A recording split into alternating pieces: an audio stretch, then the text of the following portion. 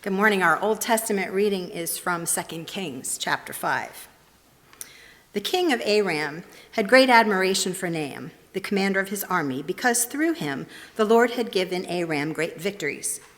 But though Naaman was a mighty warrior, he suffered from leprosy. At this time, Aramean raiders had invaded the land of Israel, and among their captives was a young girl who was given to Naaman's wife as a maid. One day the girl said to her mistress, "I wish my master would go to the prophet in Samaria. He would heal him of his leprosy." So Naaman told the king what the young girl from Israel had said. "Go and visit the prophet," the king of Aram told him. "I will send a letter of introduction for you to take to the king of Israel." So Naaman started out, carrying as gifts 700 pounds of silver, 150 pounds of gold, and 10 sets of clothing. The letter to the king of Israel said, "With this letter I present my servant Naaman. I want you to heal him of his leprosy." When the king of Israel read the letter, he tore his clothes in dismay and said, "Am I God that I can give life and take it away? Why is this man asking me to heal someone with leprosy? I can see that he's just trying to pick a fight with me." But when Elijah, the man of God, heard that the king of Israel had torn his clothes in dismay, he sent this message to him. "Why are you so upset? Send Naaman to me, and he will learn that there is a true prophet here in Israel." So Naaman went with his horses and chariots and waited at the door of Elisha's house. But Elisha sent a messenger out to him with this message: "Go and wash yourself 7 times in the Jordan River. Then your skin will be restored, and you will be healed of your leprosy." But Naaman became very angry and stalked away. "I thought he would certainly come out to meet me," he said. "I expected him to wave his hand over the leprosy and call on the name of the Lord of his God and heal me. Aren't the rivers of Damascus, the Abana, and the Pharpar better than any of the rivers of Israel? Why shouldn't I wash in them and be healed?" So Naaman turned and went away in a rage. But his officers tried to reason with him and said, "Sir, if the prophet had told you to do something very difficult, wouldn't you have done it? So you should certainly obey him when he says simply, 'Go and wash and be cured.'" So Naaman went down to the Jordan River and dipped himself 7 times, as the man of God had instructed him, and his skin became as healthy as the skin of a young child, and he was healed. Then Naaman and his entire party went back to find the man of God. They stood before him, and Naaman said, "Now I know that there is no God in all the world except in Israel. So please accept a gift from your servant." But Elisha replied, "As surely as the Lord lives, whom I serve, I will not accept any gifts." And though Naaman urged him to take the gifts, Elisha refused. The gospel reading is from Mark chapter 4. Jesus said, "How can I describe the kingdom of God? What story should I use to illustrate it? It's like a mustard seed planted in the ground. It is the smallest of all seeds, but it becomes the largest of all garden plants. It grows long branches, and birds can make its nests in the shade." Jesus used many similar stories and illustrations to teach the people as much as they could understand. In fact, in his public ministry, he never taught without using parables, but afterward, when he was alone with his disciples, he explained everything to them. This is the word of God for the people of God. Thanks be to God.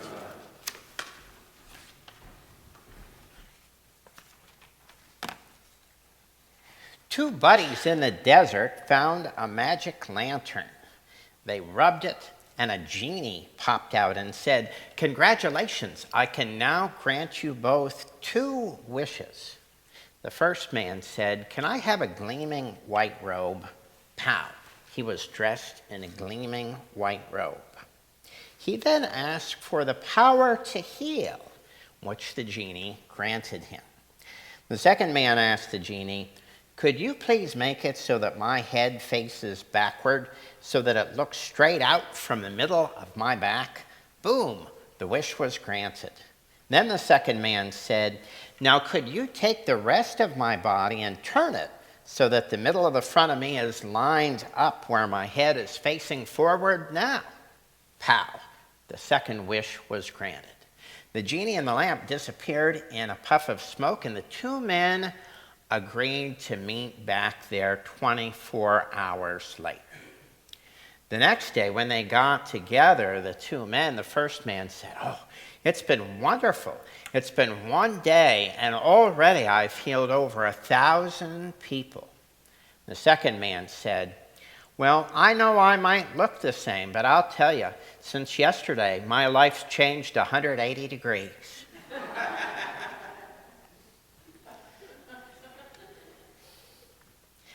Now, you probably think healing power was the best. Out of those 4 wishes, you would probably think that healing power was the best wish of all. We need to remember, though, that healing doesn't always come from somebody in a gleaming white robe.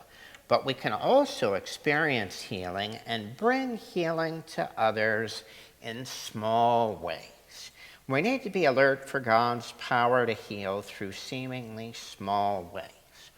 On the website Nurse Week, there's a page devoted to dealing with burnout in nurses. Now, this advice, it's not only good for nurses, it's good for the rest of us too. And not only good with burnout, but for difficult times in our lives. It says, quote, "Keeping in mind the caveat that there are no quick fixes for burnout, consider these tips from professional health care counselors. Ask your employer to establish a weekly or monthly support group. If an entire hospital unit seems to be fatigued, ask that a task force be set up to study solutions. If your job takes a tremendous amount of physical energy, try staying within the same realm but moving to a less stressful role. If you're a manager, keep your staff informed about changes. It helps take away the sting. Also, allow them to give feedback, which decreases the feeling of powerlessness. Take advantage of any individual or group counseling offered along with educational programs. Try taking up an expressive activity, such as dancing, yoga, painting, writing, or drawing, to get your feelings out." Now, notice how the advice in that article dealing with burnout doesn't involve any major life changes or major undertakings. In fact, the title at the top of the page is, "Little Things Can Make a Difference." This is important to remember when we think about healing, not just for burnout, but healing in general. Suppose you have a serious medical condition. You go to one physician who tells you that you need major surgery, and the surgery is risky and complicated. Feeling that the matter is very serious, you get a second opinion. The second physician diagnoses you with the same condition. She then hands you a tiny pill and says, "Here, take this pill. Your condition will go away in a couple hours once you take this pill." Well, which doctor you're going to believe? If you're like most people, you'll believe the first physician. You just won't believe that one little pill will make it all go away. You'd prefer to believe the second doctor. But if you're like most people, you'll probably lean toward believing the first one. It's important to remember then that when God heals us, God often works through little ways, through people some might think of as insignificant, or methods that don't seem that impressive at the time. Part of the Bible is a history of God working this way. Adam is made from dirt. The unimpressive boy David slays Goliath. Jesus is born in a tiny manger. The apostles Jesus chooses don't have impressive credentials. The verses in this morning's gospel reading reminds us of how God works through the small. Jesus told his followers, God's kingdom is like a mustard seed. The smallest of all seeds brings forth the largest of all garden plants. Most of us have experienced this in our lives. Something small, something insignificant we think at the time turns out to be major. Sometimes it's for the good, sometimes it's for the bad. If it brings healing, then it's for the good. Now, some people might have expected Jesus to say something like, in order to heal people, you need faith the size of a giant mountain. Instead, Jesus told the people they could move mountains if they had faith the size of a mustard seed. And sometimes when you see something the size of a mustard seed, we just kind of discard it. We think it's not worth anything, so we get rid of it. But often God heals through items and ways and people that many would consider insignificant. And in this story of Naaman, Naaman is a righteous man, and God's eyes are upon the righteous of all lands at that time, not just the Israelites. Naaman has leprosy. So if Naaman is suffering from leprosy and he's so righteous, why does he hesitate to do that which Elisha tells him? Naaman almost doesn't jump in the river and get healed. Well, what's his problem? Well, firstly, he's supposed to jump into a foreign river. And like in the story of Jonah, that foreign part bothers Naaman. We think about this story as being kind of the flip side of the story of Jonah. In Jonah's story, it was the Israelite who was put off by the fact that he would have to go and help foreigners. Here, the Israelites are willing to help. It's the foreigner, Naaman, who's put off that he has to go to some river in Israel. Secondly, and more importantly, Naaman is even more suspicious and more unwilling to do it because it sounds too simple. Naaman is a great military commander. He expected God to say something like, I will heal you if you conquer a heavily fortified city. I will heal you if you swim rapids. I will heal you if you climb a mountain backward. But washing himself 7 times, a little child could do that, Naaman thought. How could something that simple heal me? Naaman's servants cared enough about him to risk his wrath because they then went to him and said, hey, if the prophet told you you had to do something difficult, you would have done it.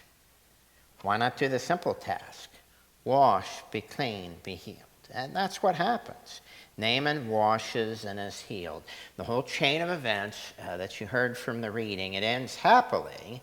It started from the advice not of a mighty, powerful counselor, but of a small Israelite slave girl. Now, each Sunday this month, the message is about an Old Testament figure, or I should say has been this month, about an Old Testament figure. And they're all men, which makes me a little uncomfortable. I picked all men. But notice how in each story, in each of these men's life, there's a woman saving the day. Sarah put up with a great deal with Abraham, and he could not have done it without her. Genesis 25:27 tells us that Jacob was not his father's favorite, but he was his mother's favorite. And here it's not really a woman, but a girl that saved the day, the Israelite slave girl who talked about this prophet that Naaman should go see. The words of a tiny girl led to the miraculous healing.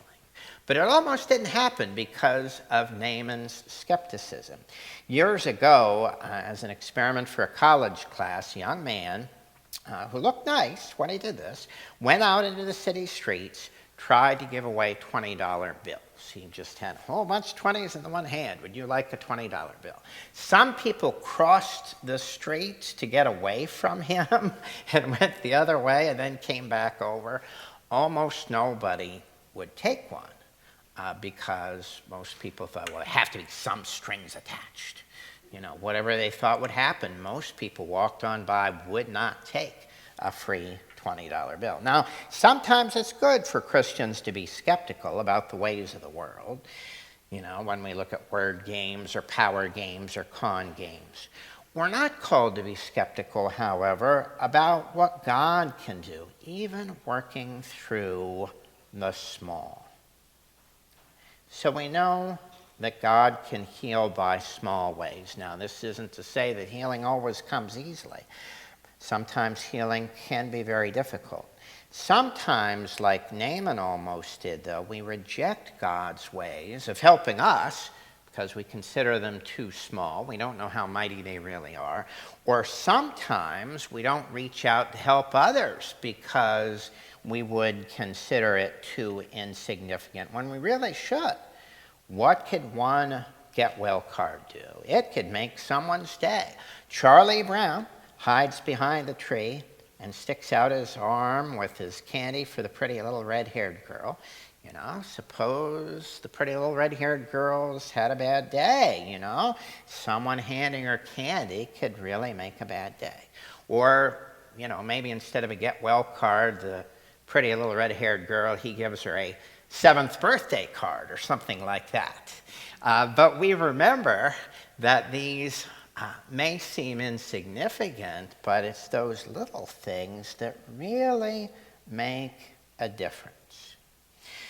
Often we don't reach for the help and healing we need because we consider it too small. We live in an age where almost everything society considers worthwhile has to be big and gaudy and flashy or difficult. But we know that God doesn't always work that way. Most of the time, God does not work that way. But God usually works through the people and methods that we might consider small, ordinary. The river that is God's presence flows in our lives, usually in ways that aren't very flashy. But we need to be alert for God's power to heal in seemingly small ways. With that in mind, please give your attention to our praise team as we continue with the closing song and then with the benediction.